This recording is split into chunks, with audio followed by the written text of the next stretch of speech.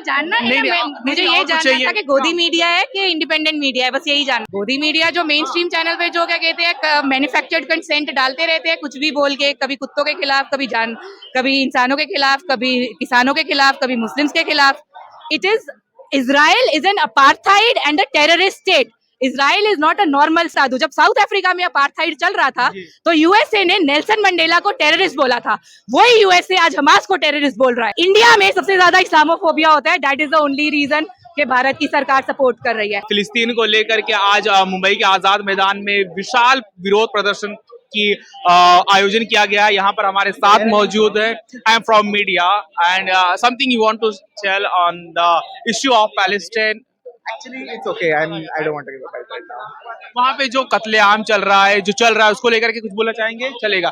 तो यहाँ पर ये कुछ नहीं बोलना चाह रहे थे, हम यहाँ पर कुछ लोग बात करेंगे।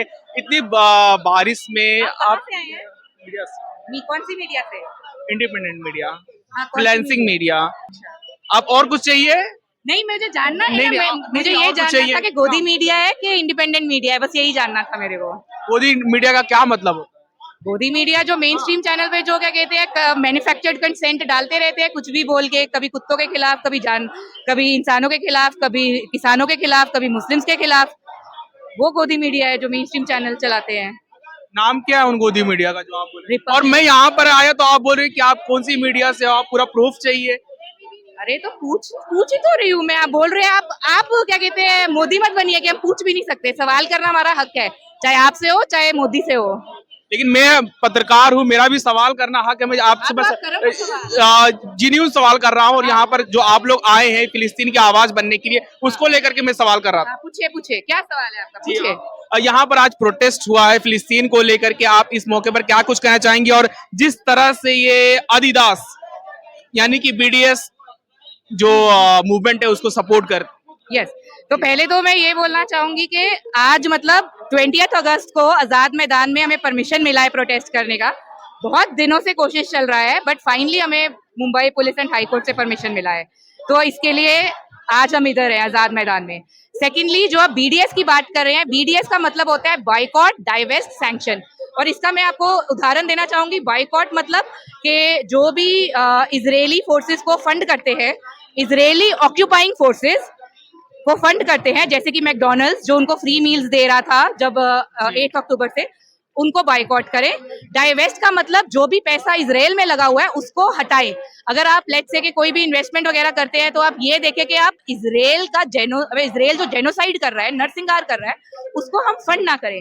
एंड सैंक्शन मतलब कि उनके ऊपर एक सैंक्शन लगना चाहिए, जैसे कि हमने सैंक्शन लगाया था जब अपार्थाइड साउथ अफ्रीका था, तो वैसा सैंक्शन। यहाँ पर लगातार बारिश हो रही है, कल से लगातार बारिश हो रही है, इतनी खराब मौसम है, इसके बावजूद आप यहाँ पर आए हैं, तो इस मौके पर आप क्या कुछ कहना चाहेंगे और क्यों आए हैं? आप इतने बुजुर्ग हैं, ज़ईफ लगते हैं। सिर्फ यही कि फिलिस्तीन की जो मुक्ति का संघर्ष है उसमें हर व्यक्ति जो इंसानियत को मानता है उसे उनके साथ खड़े रहना चाहिए।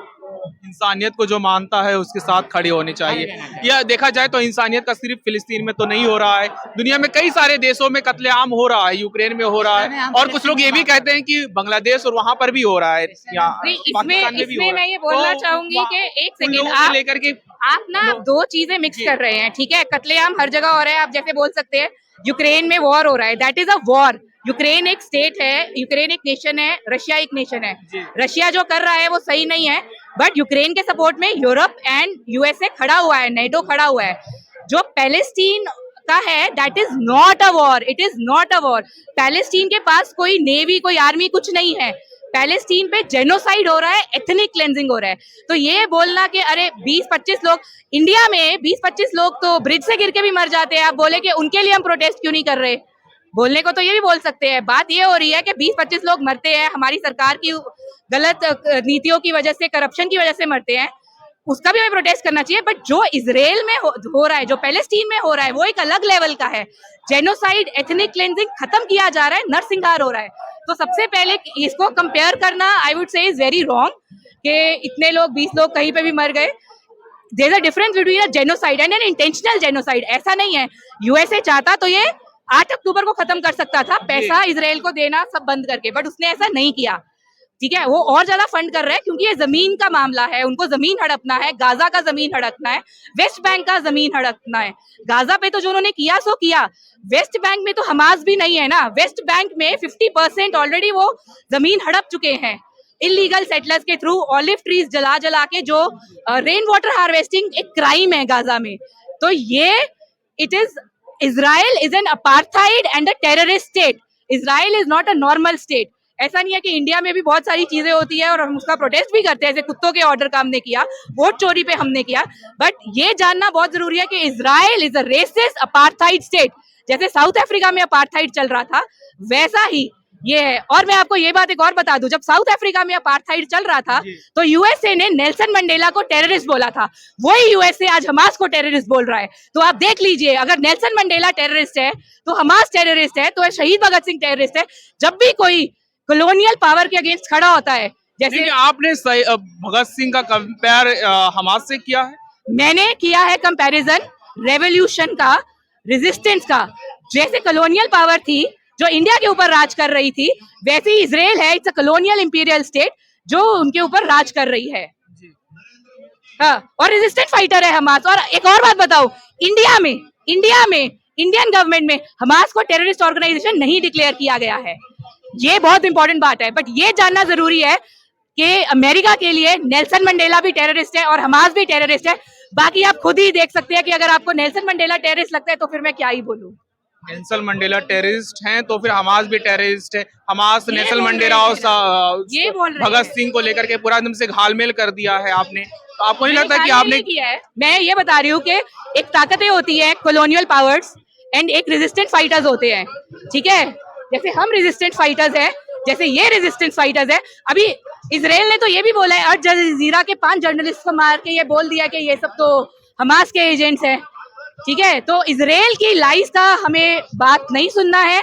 सबसे पहले तो again bar bar, Israel is a resist apartheid terrorist state और इजराइल करना is normal. Israel is a resist apartheid state आप कहना चाहती हैं? मैं नहीं कहना चाहती हूँ, यूएन कहता है, यूएन कहता है कि Israel is a resist apartheid state, और मैं नहीं कह रही हूँ, ये सब लोग कह रहे हैं ये Israel is a resist apartheid state.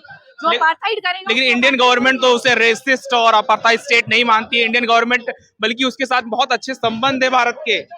हाँ, तो क्यों है? एक तो आई वुड से 2 चीजों की वजह से संबंध अच्छे हैं। वन इज बिजनेस सर, जो कि आपके अदानी सर है, एंड सेकंड इज इस्लामोफोबिया।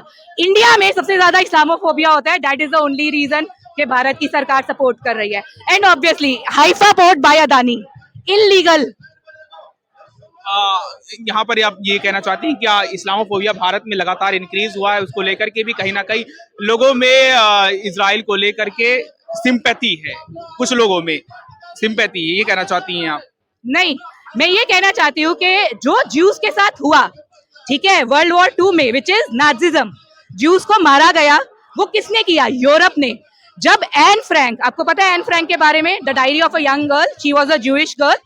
तो जब एन फ्रैंक की फैमिली ने अप्लाई किया कि हमें यूएसए में जाने का परमिशन दिया जाए, तो यूएसए ने उनको डिनाई किया, ठीक है? Only and only reason, USA ने क्यों डिनाई किया? वो खुद नहीं चाहते थे कि एक सेकेंड वन, जो ये लड़ाई चल रही है, जो लोग बोलते हैं, ये 7 अक्टूबर से नहीं है। ये 1917 में लॉर्ड बाल्फोर ने पैलेस्टीनियन जमीन पैलेस्टीन के लोगों के नाम ना करने की बजाय यूरोपियन नाजिज्म से तड़पाए हुए ज्यूस के नाम कर दी। ज्यूस का ट्रॉमा यूज करके अब वो लोग पैलेस्टीन को ट्रॉमा दे रहे हैं। यहाँ पे पत्रकारों की भी लगातार फिलिस्तीन में हत्या की गई है इजराइल के द्वारा, और आपने अल जजीरा के एक पत्रकार है उनका में जो अभी शहीद हुए, इजराइल ने जो मारा, 246 जर्नलिस्ट को मारा है। अगर आप भी किसी के लिए आवाज उठा रहे हो, ठीक है, तो आप जर्नलिस्ट को मारोगे क्या? जर्नलिस्ट को मारना मतलब क्रिमिनल हो आप सीधा। आप जर्नलिस्ट की आवाज गंवाना चाहते हो, समझ रहे हो? Thank you. ओके, तो यहाँ पर आप देख सकते हैं कि बड़ी तादाद में लोग उपस्थित हैं और फिर यहाँ पर लोग मौजूद हैं फिलिस्तीन की आवाज बनने के लिए।